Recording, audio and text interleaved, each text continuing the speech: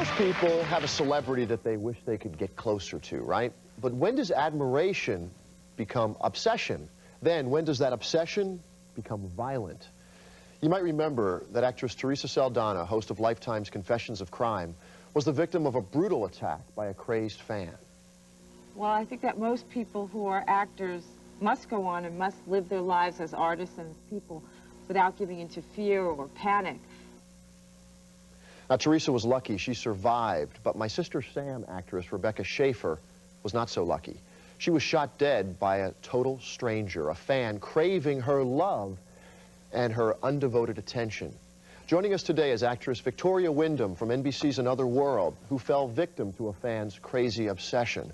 Also meet Tom Figueroa, who is obsessed with being part of Liza Minnelli's life. Also joining us, Dr. Dan Martell. He's an expert who did a 5-year study of hundreds of people obsessed with celebrities.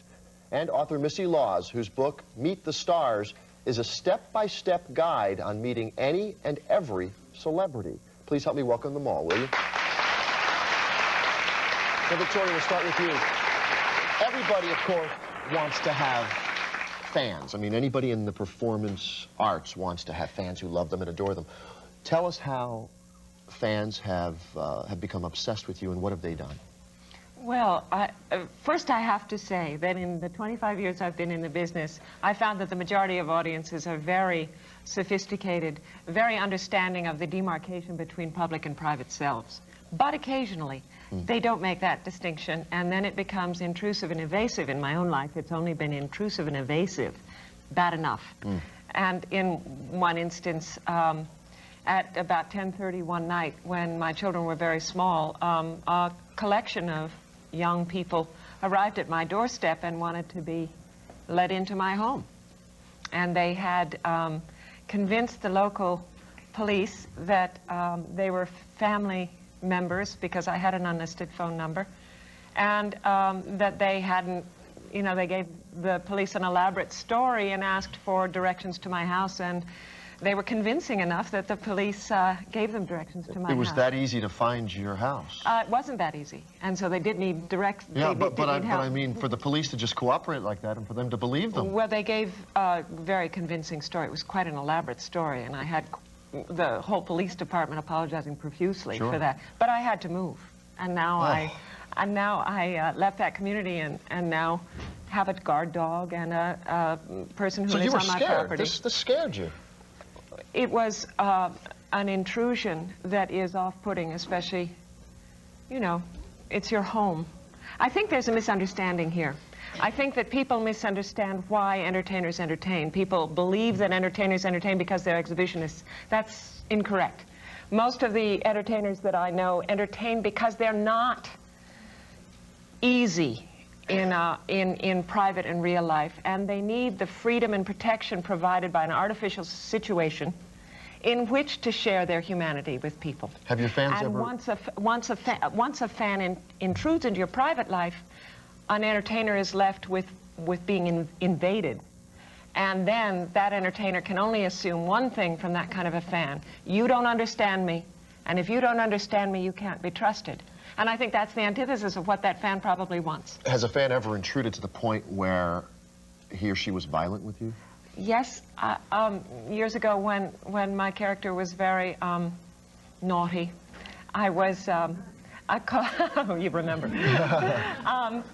a lady in an aberration started hitting me in a department store. And luckily, my very strapping husband was with me, and I got behind him and then got out of the store. And that was frightening. Yeah. That was frightening. But she didn't immediately realize what she had done and then came over to hug me. But by that time, the damage was done. The damage was done, and you don't want to be near them. All right, Tom Figueroa, you are one of these people who is just madly in love with a celebrity, with Liza Minnelli. First of all, where does that come from, and why? Well, I admired her since I was a child because, you know, I just always loved showbiz. You know, so growing up, loving show business, and then watching TV and seeing Liza, she's so great. Now, you love her so much that you, in fact, you show us what you did. I have a tattoo. He has a tattoo right on his arm here, folks. Can you see? Let's get a close-up of that. Now, when did you have this done, Tom? I had this done about 11 years ago. Yeah. Now, when I was 19. Have you met her? Yes, I've met her twice. I've met her twice. Was she scared of you? No, not at all. No? Not at all. She gave you a warm reception? She was very sweet. She was very surprised. I have to admit, she was very surprised when she saw the tattoo. Yeah. You know, she thought it was fake. So I said, no, it's not fake. Here, rub it. And she just loved it. She was very sweet, and then she acknowledged how much I really liked her. And I want everyone to know that I just have a strong admiration for Liza, not an obsession, a strong admiration. All right, Dr. Dan Martell, brings up a good point. What's the difference between a strong admiration and an obsession, especially when that obsession brings a fan over the edge and commits, like, a violent crime, perhaps? Right. Well, I think one of the important points at which you make the transition from healthy fanhood into something more dangerous is when your interest in the public figure begins to interfere with your social functioning, your work, your private life in some way, so that you're more interested in staying home and watching your star on TV than interacting with real people. Has it gotten that bad for you, Tom, where you're that interested in Liza that... No, no, no, no. I have my own life, and the Liza thing is just like a hobby. It's something on the side, something, you know, fun to do, something extra. All right, Missy Laws, you wrote this book. Now, I would imagine a lot of celebrities would have a problem with the fact that you wrote a book that tells people out there, the general public, exactly how to meet them, where to go, and how to approach these stars. Yeah, have but you found that? You have to understand, I haven't found that at all. And you have to understand, in my book, I specifically say, never go to a celebrity's house, never bother a celebrity when they're eating. You know, you want to respect their privacy, because the whole point of the book is for them to like you. You want the date with them, or you want, you know, to be their best friend, or you want to get a part in the next movie. So how do you tell them to meet the stars? Well, you go through a process of tracking them down, finding, you know, their itinerary, finding out where they're going to be. You're going to meet them in some kind of a social setting, probably. Because, as I said, you don't want to intrude on their private life. You can go through meeting their friends around them first. You're going to act confident in yourself. You're going to dress properly. You're going to, you know, you have to keep in mind that you have something to offer them, too. I mean, you can't just say, oh, they're so wonderful, and, you know, why would they want to meet me? You have to say, no, I'm going to be a good friend to that person, or they're going to get something out of it, too. All right. We're going to take a break. Victoria, before we go, though, do you have a problem with this book? Do you have a problem with that concept of a book where you can actually find out, like, have a map to people's private lives, basically? Well, I think I'd have to read the book to answer that more in depth, but from what she's just said, if it's an angle, I'd have to hear more. Okay, well, we'll hear more right after the break. We'll come right back. Stay with us.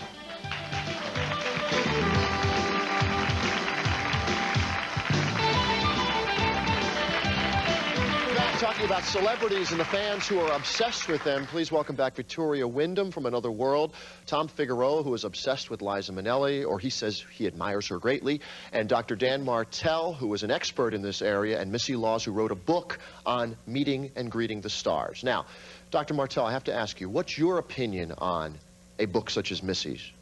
Well, you know, this is America. Missy certainly got a right to write a book like this. Personally, I think that in the hands of someone who is mentally ill, this book could be dangerous towards, you know, some of the public figures. And that book could, in fact, get into the hands of somebody who has a problem. Essentially give them a map to find a potential victim. And I personally have a problem with that. Yeah. So what are we talking about here? It could be a loose cannon in anybody's hand, basically, right? Well, you know, I don't want to trash Missy's book. You know, I think what's more important is, you know, these people are out there in the public, and I think it's important for viewers that watch this show, you know, if you know someone who's overly concerned, who has a fantasy that they believe that they have a special relationship with some public figure, to help those people get into treatment.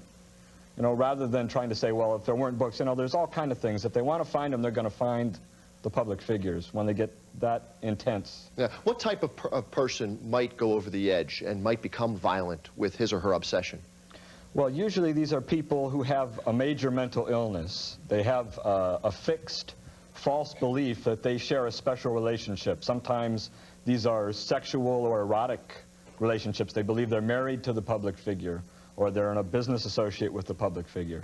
And they may get frustrated in efforts to contact if the public figure doesn't reciprocate their admiration and doesn't acknowledge the fact that, gee, we're married. Then they get upset and they may get vindictive. Vicki, how do you treat your fans in general? Oh, I love them, and I'm very grateful for their support. It's when they cross the line. But I mean, are you sometimes looking over your shoulder saying, Oh, gee, yes, absolutely. I mean, it's a big world out there, and we've all seen what happens when people who are celebrities aren't alert about the few people who might cross the line and be confused about separating a public person from a public persona from the private person. And those few people make a celebrity want to keep a certain amount of distance. Okay, I want you to comment on what Missy's about to say. And Missy, I want you to defend your book, say, if it got into the hands of the kind of person we're talking about here. Well, I mean, if someone wants to find a celebrity, my book is common sense is really what it is.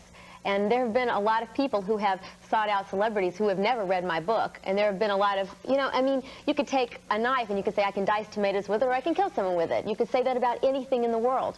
And I feel that because I advocate in my book, you know, that you want the person to like you. You want them to retain their privacy. You want to keep a distance so that they're not afraid of you. That's but again, the whole if it point. gets into the wrong hands. Well, anything could get in, any object could get into the wrong hands, but I do feel that the general feel of my book is very different from that. And I do think that if someone just sat down and thought about it, anything that's in my book is total common sense, and one could figure it out themselves.